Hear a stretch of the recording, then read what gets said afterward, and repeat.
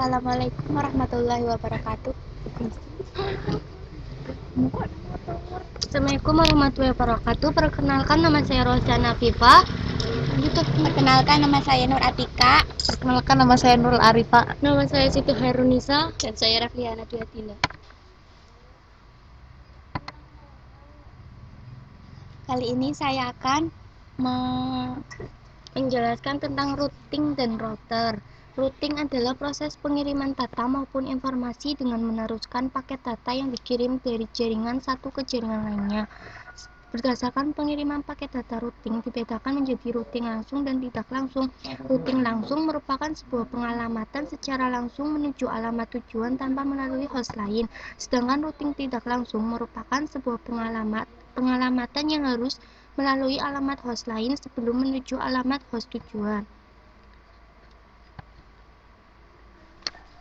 Router adalah perangkat keras dalam jaringan komputer yang berfungsi untuk menghubungkan dua atau lebih jaringan yang mempunyai protokol yang sama. Secara umum, jenis router ada dua macam, yaitu router statik merupakan router yang mempunyai tabel routing statik sehingga harus disetting secara manual oleh administrator. Sedangkan router dinamik merupakan router yang memiliki tabel routing dinamik yang memiliki kemampuan mendengarkan melalui lalu lintas jaringan dan saling menghubungkan dengan router yang lain. Fungsi utama router adalah merutekan paket informasi. Sebuah router memiliki kemampuan routing, artinya router secara cerdas dapat mengetahui kemana rute perjalanan informasi akan dilewatkan, apakah ditujukan untuk host lain yang satu network atau berada di network yang berbeda. Untuk menjalankan fungsi tersebut, router menggunakan tabel yang disebut dengan tabel routing atau routing tabel. Tabel routing juga berisi informasi bagaimana cara router tersebut mencapai suatu network. Tabel routing sangat penting karena digunakan router sebagai pedoman untuk mengirimkan setiap paket data yang diterima. Cara kerja routing. Fungsi utama router adalah merutekan paket informasi. Sebuah router memiliki kemampuan routing, artinya router secara cerdas dapat mengetahui kemana rute perjalanan informasi atau paket akan dilewatkan, apakah ditujukan untuk host lain yang satu network ataukah berada di network yang berbeda. Untuk menjalankan fungsi tersebut, router menggunakan tabel yang disebut dengan tabel routing. Tabel routing juga berisi informasi bagaimana cara router tersebut mencapai suatu network. Tabel routing sangat penting karena digunakan router sebagai pedoman untuk mengirimkan setiap paket data yang diterima.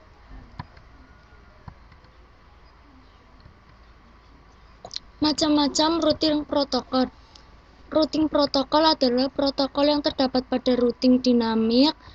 Routing protokol bertugas untuk menentukan jalur terbaik yang akan dilewati oleh data serta memperbarui informasi tabel routing apabila terjadi perubahan jaringan.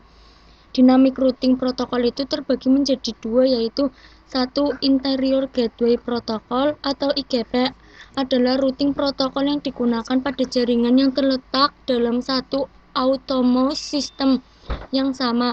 Dua, Exterior Gateway Protocol atau EGP merupakan routing protokol yang digunakan untuk menghubungkan jaringan routing antar autonomous system. Kelebihan: mendukung FLSM dan CIDR. 2. Mudah dalam konfigurasi. 3. Tidak kompleks. 4. Mampu menonaktifkan auto summary route. 4. Mendukung mekanisme autentikasi. Kekurangan: tidak mendukung FLSM dan CIDR. 2. Memiliki batas maksimal 15 hop. 3. Tidak bisa menerima update informasi dari RIP versi 1. 4.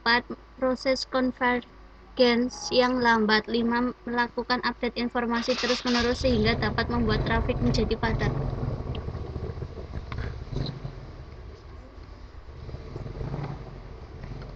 Default router adalah jalur default untuk paket yang mempunyai alamat network tujuan tertentu tetapi tidak dapat di routing tabel router yang disinggahi.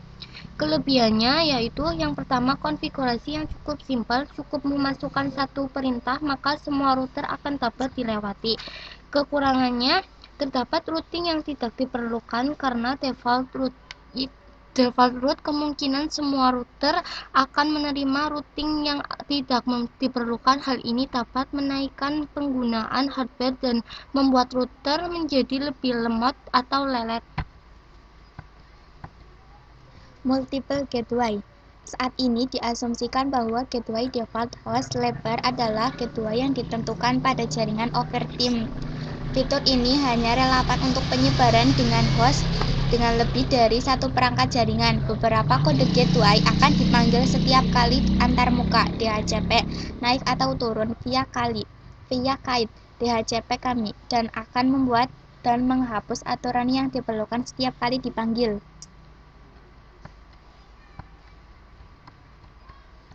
Routing dan paket forwarding. Paket forwarding adalah penyiaran paket dari satu segmen jaringan ke segmen lain melalui node dalam jaringan komputer. Fungsi paket forwarding untuk membuka akses terdapat perangkat pada jaringan lokal untuk bisa diakses dari internet. Perbedaan bridge dan switch. Mode switch pada umumnya router board memiliki beberapa interface Ethernet.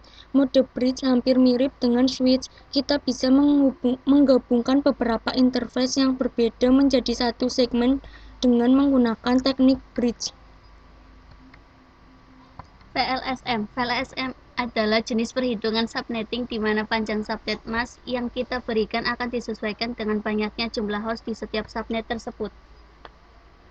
VLSM variable like subnet mask kebalikannya, sebuah network yang kita subnet menghasilkan subnet-subnet yang berbeda panjang subnet masknya antara subnet satu dengan yang lain. Keuntungan menggunakan VLSM, jaringan LAN enterprise D dengan kelas A address 10.0.0.0/8 punya beberapa site A, site B, site C, dan seterusnya. Dari C dari global IP space 10.0.0/8 tadi di subnet menjadi beberapa site menggunakan VSLM, tapi tiap site mereka pasti akan membuat subnet untuk network mereka. D. Subnet tiap site didesain dengan VLSM.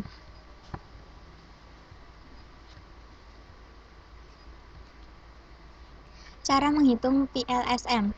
1. Notasi. Cara menghitung VLSM.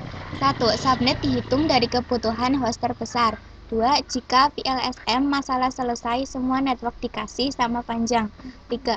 Tapi di VLSM, setiap subnet akan dihitung lagi. 4. Networknya mengikuti dari subnet yang sudah dihitung sebelumnya. Notasi CDR. Dalam sebuah penulisan IP address atau IP block, sering kita jumpai tanda perfix atau disimbolkan dengan slash di bagian akhir suatu IP address. Misal 192.168.1.5/24 atau dan sebagainya. Tanda prefix tersebut menggambarkan panjang subnet max jumlah bit yang bernilai 1 pada subnet max. Tanda prefix ini disebut juga notasi CDR. Pengertian tabel routing. Tabel routing adalah tabel yang berisi informasi keberadaan network, baik network yang terhubung langsung directly connected network maupun network yang tidak terhubung langsung. Tabel ini juga berisi informasi bagaimana cara router tersebut mencapai suatu network. Tabel routing ini sangat penting karena digunakan router sebagai pedoman untuk mengirim setiap paket data yang diterimanya. Fitur-fitur entry table routing. Yang pertama, directly connected network. Yang kedua, static router. Yang ketiga, dynamic router. Yang keempat, default router. Informasi yang di tabel routing. Yang pertama, this.address. Yang kedua, prefs src. Yang ketiga, gateway. Yang keempat, distance. Pada link stage, protokol routing dianalogikan sebuah peta. Dengan sebuah peta, kita bisa melihat semua route yang potensial dan menentukan sendiri jalur yang paling kita inginkan. Protokol link stage menggunakan pendekatan lain. Protokol link state lebih mirip sebuah peta jalan karena mereka membuat sebuah peta topologi dari sebuah jaringan dan setiap router menggunakan peta ini untuk menentukan jalur terpendek ke setiap jaringan. Protokol routing state dikenal juga sebagai protokol shortest path first dan dibangun atas algoritma shortest path first Edgeger Dirac. Protokol routing link state IP adalah 1. Open shortest path first, 2. Intermediate system to intermediate system.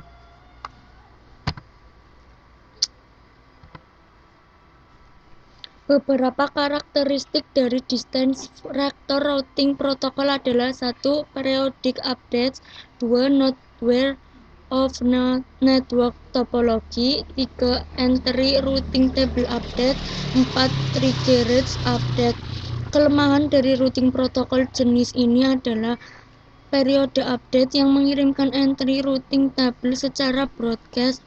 Trust alias percaya kepada update yang diberikan tetangganya. EGRP untuk distance vector yang satu ini butuh pembalasan sendiri. Bounced update multicast mengabsi beberapa behavior dari link state protocol.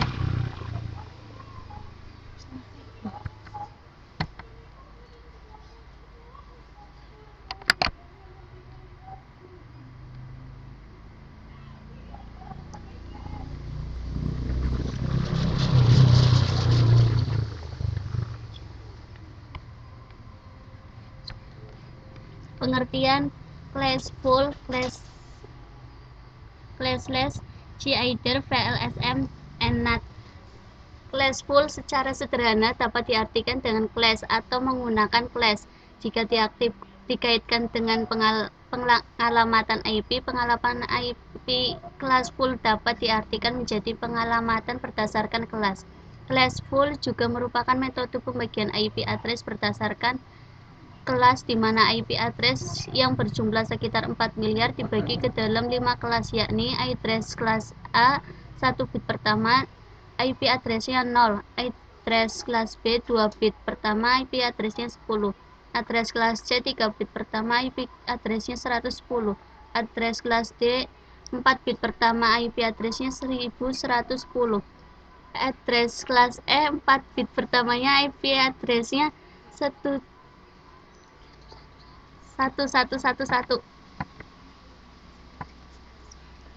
Classless secara sederhana dapat diartikan tanpa kelas. Jika dikaitkan dengan pengalamatan IP classless menjadi pengalamatan IP tanpa mengenal kelas. Dengan cara menggunakan classless interdomain router CDR atau juga dapat dikenal dengan panjang prefiks. VLSM atau Variable Length Subnet Match adalah pengembangan mekanisme subnetting, di mana dalam VLSM dilakukan peningkatan dari kelemahan subnetting klasik, yang mana subnetting klasik, subnetting Zores, dan subnet honest tidak dapat digunakan. Metrik adalah suatu nilai yang digunakan untuk mencapai suatu jaringan. Semakin nilai metrik, maka akan memiliki jalur terbaik. Dua jenis metrik yang digunakan beberapa routing protokol adalah hop count. Metode ini menghitung jumlah router yang harus dilalui paket sebelum sampai ke tujuan. Setiap router bernilai 1 hop. Yang kedua, bandwidth, menghitung akumulasi bandwidth tertinggi.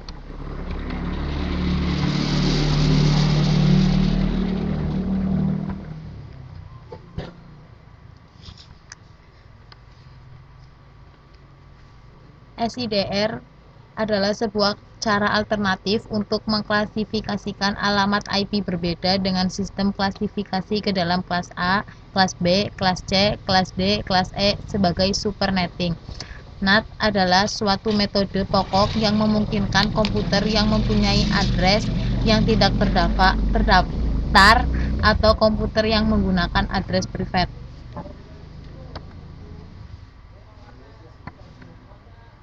Administrasi distance pada routing IP adalah fitur yang dimiliki oleh router untuk memilih jalur terbaik ketika terdapat dua atau lebih jalur menuju tujuan yang sama dari dua routing protokol yang berbeda.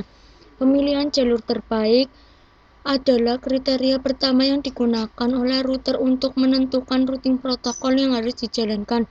Jika terdapat dua routing protokol yang menyediakan jalur untuk tujuan yang sama, AD adalah sebuah ukuran trustworthiness dari source of routing information. AD hanya mempunyai local significance dan tidak melakukan advertise dalam routing update. Memahami pentingnya load balancing. Load balancing adalah teknik untuk mendistribusikan beban trafik pada dua atau lebih jalur koneksi atau seimbang, agar trafik dapat berjalan optimal, memaksimalkan throughput, memperkecil waktu tanggap, dan menghindari overload. Pada salah satu jalur koneksi, load balancing digunakan pada saat sebuah server telah memiliki jumlah user yang telah melebihi maksimal kapasitasnya. Adapun yang perlu dipahami kembali dari pentingnya menggunakan load balancing untuk website atau aplikasi berbasis web lainnya diantaranya 1. Waktu respon adalah manfaat terbesar untuk meningkatkan kecepatan akses website saat dibuka. 2. Dengan load balancing akan mewarisi sedikit redundansi. Terima kasih. Wassalamualaikum warahmatullahi wabarakatuh.